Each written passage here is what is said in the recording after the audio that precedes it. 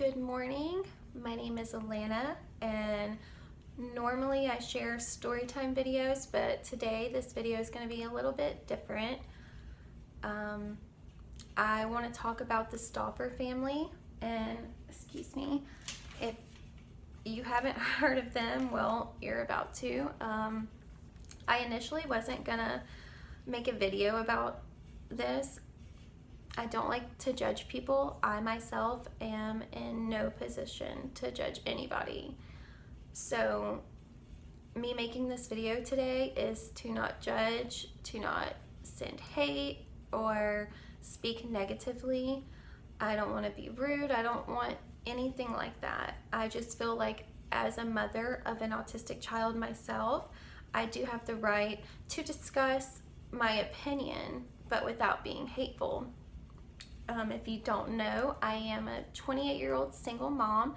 I have two amazing kids, and my youngest is 7, and he is autistic level 3, which is the most severe. He's not potty trained, he's nonverbal, so he can't communicate, and I will most likely be taking care of him for the rest of my life. So if you know this story, you'll know why it tugs on my heart. So if you haven't heard about this story, the Stauffer family adopted a child from China, and I'm not going to say his name or show pictures because he's a child, but they say that they were not informed of all of his disabilities and special needs.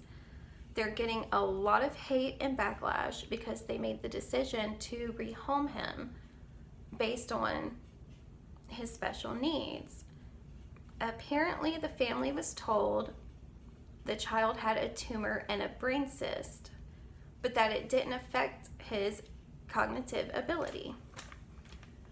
The family said when they brought him home, they realized he had serious developmental delays and violent tendencies towards himself and the other children.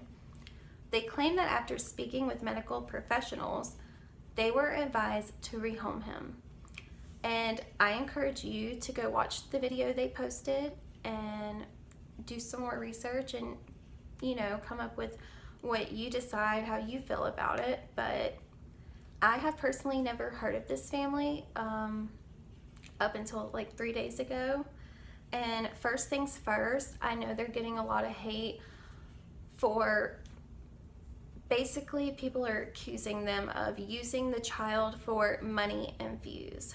And I don't have social media. I made the decision years ago to take a step back and a breather from it, and I've really enjoyed that. I don't agree with putting your kids all over the internet, even though when I was young, I did it myself, but now that I'm older, I don't think it's the best decision.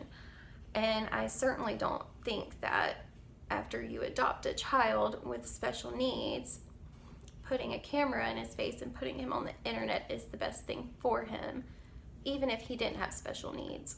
I feel like that time would be a time to make him feel comfortable and to get to know him. But with that being said, I don't know if they were using him to make money or get views. If they did, it backfired on them. But I think that their intentions were probably good at first, but they were happy to benefit from it, maybe. I don't know. But I don't agree with them putting him on camera.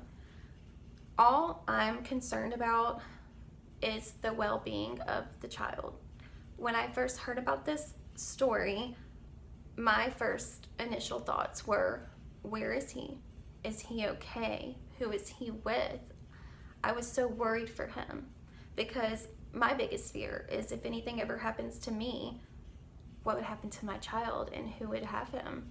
So I was very nervous, but I learned that they did find a family that fit him and suited him and his needs, and his new mommy is a medical professional.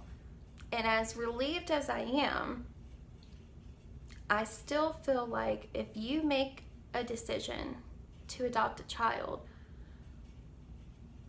it's kind of like a wedding vow, till death do you part. Like, that's, you made that decision, that's your child. It's not like a purchase where you can bring it back because it didn't work out. This is a child, and you said you would be that parent and you would be there for them no matter what. And I feel like I can guarantee that this family would have never done that with their biological children. And some special needs you don't even know you have, or you don't realize your child has until they're older. And it's not like you can predict the future. So either way, it's not right.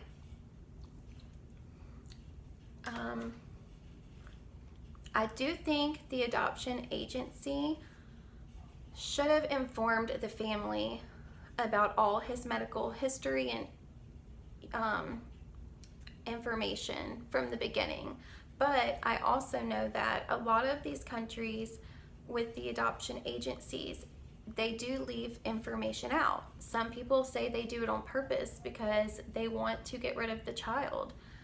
The second thought I had when I saw this story reminded me of a Dr. Phil episode I saw years ago, and it was called Return to Sender. And it was families, parents who adopted children from out of the country, and they had special needs or disabilities, and they did not know that beforehand. One woman actually shipped the child back. People were outraged. I mean, rightfully so. These children are not packages. I mean, just imagine how the children feels. He comes and then you send him back because you don't want him. Not only is he already in an adoption agency because his own family couldn't take care of him, but now the person who said they would sent them back. Like, that's just a horrible feeling to even think about. I'm not even trying to discourage you from adopting from out of the country. I am just suggesting you do more research if you're interested in that. In that same segment, well, I'll get back to that in a minute.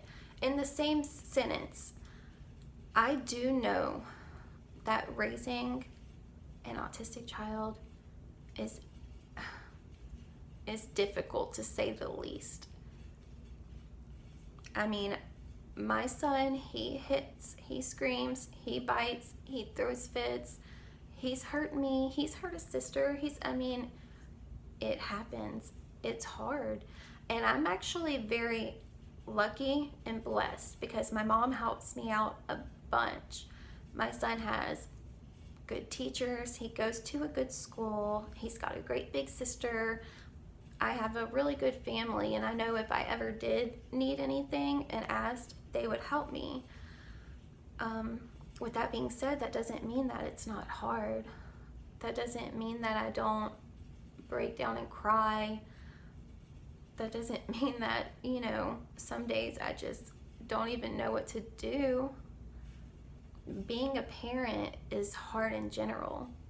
But being a parent of a child with special needs or a disability is even harder. And going back to that segment on the Dr. Phil show I was referring to, and by the way, I'll leave the links to that in the description box. There was a mother who had a 13-year-old autistic child who was severely autistic, and she was getting so physically abusive with her mother and her siblings that she was leaving bruises on them. The family felt so out of control. The mom came to her wit's end. I don't remember exactly what year all this happened in, but I do know it was years ago, and she probably didn't have the resources that we have now in 2020. And for some reason, this mother came to the decision that it would be best if her and her child were not on this earth anymore. She felt it would be easier for her family. And she tried to take her own life and her daughter's life together. And watching that segment broke my heart, and just the fact that she thought that was her only choice.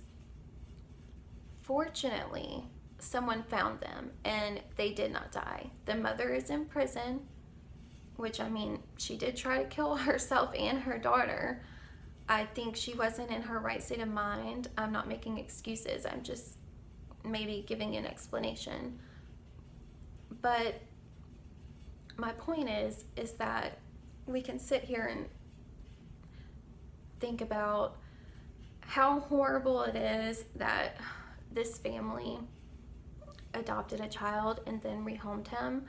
But then we can also look at the families who shipped the children back to the country, or the mom who tried to kill herself and her daughter because she just couldn't handle it. And it's pretty easy to think how many other ways this could have gone. So I am just grateful that this child is in a happy home that's best suited for him. And we can't forget that this family did say that the medical professionals they had working with this child suggested and said he would be better in another home. I am not saying this family is right. I totally think that if you adopt a child, that's your kid. And like I said, I know they wouldn't have done that to their biological children. But if this is what they wanted to do and felt they needed to do, then that child needs to be somewhere anyways. That child needs to be with a family who would never even think of giving him away. I know that's easier said than done sometimes. It's hard for adoptive children. But like I said, I am glad this child is safe. And that's all that matters. I mean, the world is so crazy right now, and we just gotta be glad that he's fine. I think we could slow down on the hate to the Stauffers. I mean, I never heard of them before this, and I probably won't ever look them up again. But this story really touched my heart, and not even in a good way. I just felt connected to it, I guess, because my child is autistic. And I know I would never give my child away. I actually had someone suggest that to me in a store one time. I was leaving my doctor's appointment with my son, and I walked into a store, and I guess the owner of the store could see my son was autistic and that it was a little difficult, and he told me that, oh, that there's a place for kids like him that he can go to. And I was just like, yeah, my house. Like, what? People are ridiculous. Anyways, if you know a parent of a child with a disability or special needs, reach out to them, let them know you're there, ask them if they need anything. And if you are a parent of a child with special needs or a disability, just know I'm here. And let me know in the comments if you're out there. You're doing the best you can, and that's all we can do. Okay, that's all for today. Oh, and if you would like to see a video on my son's journey on how we found out he was autistic and what were the signs and how we got the testing and just the whole journey of how he felt and my family felt and all the stages of denial and acceptance, just let me know and I'll try to put that together. But thanks for listening. Bye.